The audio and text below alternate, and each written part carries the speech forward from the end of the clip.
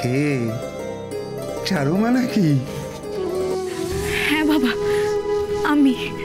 কতদিন পর তোর গলাটা শুনলাম রে মা। বাবা কেমন আছো? আমরা সবাই ভালো আছি। আচ্ছা, এই সময় তুই ফোন করলি, ওদিকের খবর সব ঠিক আছে তো? হ্যাঁ বাবা, সব ঠিক আছে। অনেকদিন কথা হয়নি তো, তাই ফোন করলাম। আমাদের কথা তুই ভাবিস না রে মা, তুই মন দিয়ে সংসার কর, সবাইকে ভালো রাখ, ভালো থাক। তোমার শরীর ঠিক আছে তো? হ্যাঁ, মানে তুমি তুমি ঠিক সময়ে খাওয়া দাওয়া করছো? তুমি নিয়ম করে তোমার ওষুধগুলো খাচ্ছ তো বাবা? পাগল মেয়ে কোথাকার! আরে এইদিকে মন পড়ে থাকলে তোর কষ্ট বাড়বে বই কমবে না। তুমি একদিন এসো না বাবা। ও মা, সে কি রে, এই তো গেলাম পুজোর আগে। সে তো অনেক দিন হয়ে গেছে বাবা, তখন তো তোমার সাথে আমার দেখাও হয়নি। তুমি এর মধ্যে একদিন নিয়ে এসো না বাবা, কতদিন দেখিনি তোমায়। মারে, ওটা তো তোর শ্বশুর বাড়ি রে মা, সেখানে কি ঘন ঘন যাওয়াটা ভালো দেখায় বল? তুই বল। খুব দেখায়, এখানে সবাই তোমাকে খুব পছন্দ করে বাবা। তুমি এলে সবাই খুব খুশি হবে। বেশ বেশ, যাবো। এখন তুই বল, তুই কেমন আছিস? বল বল, কেমন আছিস বাবা? মারে, তোর কি হয়েছে মা? কাল রাতে বড্ড মায়ের কথা মনে পড়ছিল বাবা। মনে হচ্ছিল মায়ের কোলে মাথা রেখে শুই।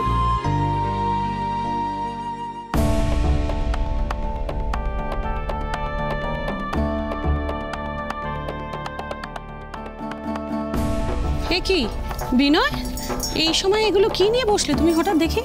আমি আমার সেভিংসের ফাইলগুলো একটু দেখছিলাম। এখন ফ্যাক্টরিতে যাবে না তুমি? দেখি। হ্যাঁ না, মানে আমার একটু ব্যাংকে যেতে হবে, কতগুলো কাজ আছে ওখানে। ব্যাংকে? কেন হঠাৎ এখন ব্যাংকে যে? কি বিনয়, কি হলো? বলছি শোনো না, বলছি এটা তো আমাদের পিপিএফ এর ফাইল। হ্যাঁ বানি, এগুলো ভাঙাতে হবে। ভাঙাতে হবে? হ্যাঁ বানি, হবে। আর আমাকে বেরোতেও হবে এখন। এক মিনিট।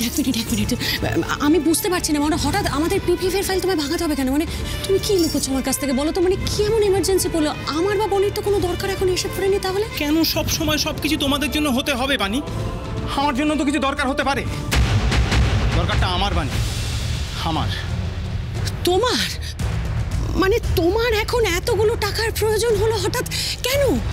মানে প্লিজ, আমি তোমাকে রিকোয়েস্ট করছি, আমাকে এখন একটু প্লিজ একা থাকতে দাও, প্লিজ। না, একা থাকতে দেবো না। এরকম ভাবে বললে তো আর একা থাকতে দেওয়া যায় না। তুমি বুঝতে পারছো না, এই সময় এই মুহূর্তে তোমার আমাকে সব থেকে বেশি প্রয়োজন। বানি প্লিজ, আমাকে কাজগুলো শেষ করতে দাও, এখন না। এখন আমি কোনো কিছু নিয়ে ডিসকাস করতে চাইছি না, প্লিজ। ডিসকাস করতে চাইছি না বললে তো হবে না। তুমি আমার কাছ থেকে এড়িয়ে যাচ্ছ, লুকিয়ে যাচ্ছ। তুমি কেন বুঝতে পারছো না? দেখো, তোমার অনেকগুলো টাকার প্রয়োজন, আমি বুঝতে পারছি। এমনও তো হতে পারে যে আমি তোমায় হেল্প করতে পারি। হেল্প? হেল্প? হেল্প? আমার সেভিংস অ্যাকাউন্টে কিন্তু অনেক টাকা আছে, তুমি চাইলে সেগুলো আমি তোমার। কি হলো বিনয়, হাসছো? সেভিংস অ্যাকাউন্ট থেকে টাকা দেবে? কত টাকা আছে তোমার সেভিংস অ্যাকাউন্টে? আছে, বেশ অনেকগুলো টাকাই আছে। আর তুমি চাইলে আমি সব টাকা তোমায় দিতে পারি। 5 কোটি টাকা লাগবে আমার। 5 কোটি আছে তোমার সেভিংস অ্যাকাউন্টে? এত টাকা? 5 কোটি টাকা কেন লাগবে? কেন লাগবে তোমার এতগুলো টাকা? কি করবে তুমি এতগুলো টাকা দিয়ে?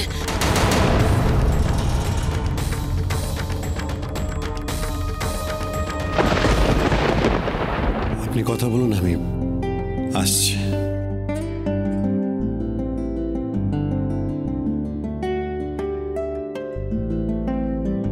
হঠাৎ করে কালী মায়ের কথা যে কেন মনে পড়লো? মা মায়ের জন্য মনটা খুব খারাপ হচ্ছিল বাবা। ও ভানুদা, কে কে নাড়ু নাকি? হ্যাঁ হ্যাঁ ভানুদা, এই দেখো তোমার ছবিখানা হয়ে গেছে। দোকান খুলে সবার আগে আজ এই কাজটা ধরেছিলাম। উমা, সে কি কাণ্ড! এর মধ্যে এই কাজটা করে দিলি? আগে খুলে দেখো না তোমার পছন্দ হয়েছে কিনা। আরে তোর কাজ পছন্দ হবে না সেটা হয় নাকি? যাও, কত হয়েছে বলতো, ওই টাকাটা নিয়ে যা। ও পরে দেবে কোন, আগে খুলে দেখো ঠিক আছে কিনা। পছন্দ না হলে বলো, আমি দোকানে আছি। যাই গো, আজ একটু তাড়া আছে আরে, আমার। না না,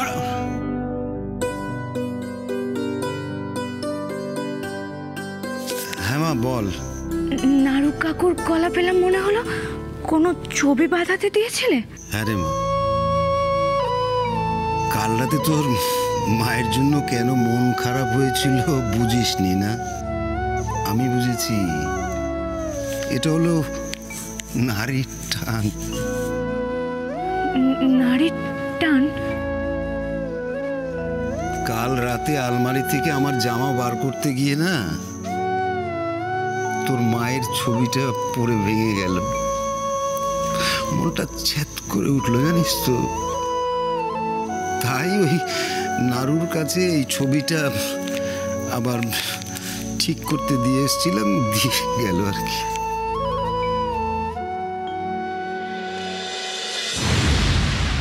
এত টাকা একসাথে কেন লাগবে তোমার? লাগবে বানি, এতটা টাকাই লাগবে। কোম্পানির জন্য না, তোমার কি কিছু সমস্যা হয়েছে বলো না? না, কোম্পানির জন্য না, বলছি তো টাকাটা আমার লাগবে, আমার। কিন্তু এতগুলো টাকা তোমার কেন লাগবে?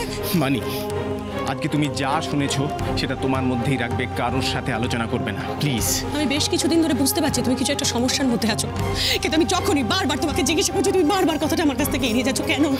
পারবো না বানি, আমি এখন সেই মানসিক অবস্থাতেই নেই যে কিছু বলতে পারি। কিচ্ছু বলতে পারবো না, কিচ্ছু না। বিনয়, আমরা যে এতগুলো বছর একসাথে সংসার করছি, আমার অধিকার নেই যে তুমি কি সমস্যায় রয়েছো সেটা জানার জন্য? শোনো না, আমি তো তোমার স্ত্রী, দেখো এটা আমার জন্য কতটা শাস্তি তুমি বুঝতে পারছো না। আমি স্পষ্ট বুঝতে পারছি তুমি কিছু একটা সমস্যার মধ্যে রয়েছো, অথচ তুমি আমাকে কেন বলতে পারছো না? বানি,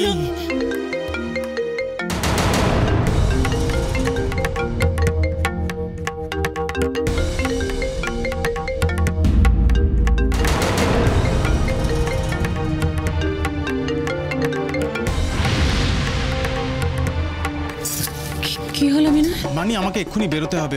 আমার ব্রেকফাস্ট একটু দিয়ে যাবে প্লিজ? আচ্ছা,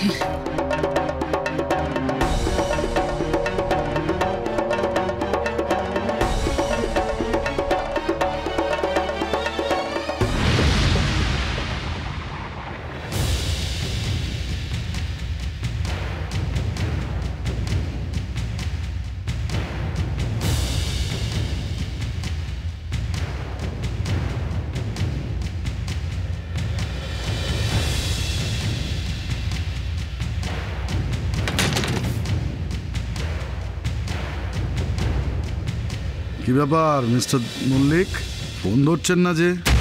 ভয় পাচ্ছেন নাকি? না, বলুন। ভয় না পেলেই ভালো। আর কিন্তু সময় দিতে পারবো না। হয় আপনি টাকাটা দেবেন, না হয় আপনার কুকীর্তির কথা গোটা মল্লিক বাড়ির সবাই জেনে যাবে।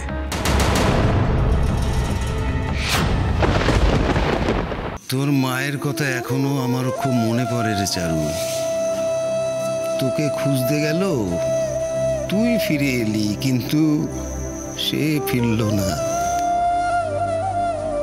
আজও জানি না কি হয়েছিল মানুষটার সাথে।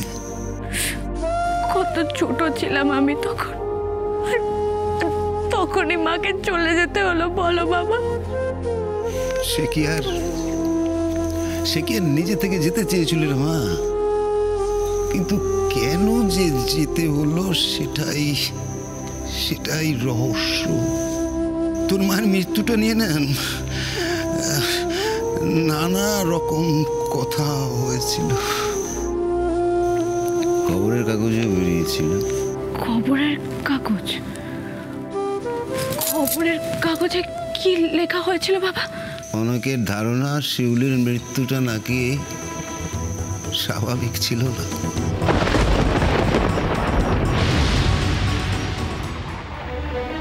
এরকম করবেন না, আমার ফ্যামিলিকে এর মধ্যে জড়াবেন না প্লিজ। জড়াতে তো আমিও চাই না, তার জন্য তো টাকা চাই। সবার মুখ বন্ধ করতে হবে তো। কত লোক বলুন তো, মিডিয়া, আই উইটনেস, খবরের কাগজ, কত লোক। আরে আমি তো বলিনি আমি টাকা দেবো না, টাকা তো দেবো, কিন্তু কিন্তু এতগুলো টাকা আমাকে একটু তো সময় দিতে হবে। সময় তো দিয়েছি, আজ থেকে তো দিচ্ছি না, 11 বছর ধরে সময় দিচ্ছি।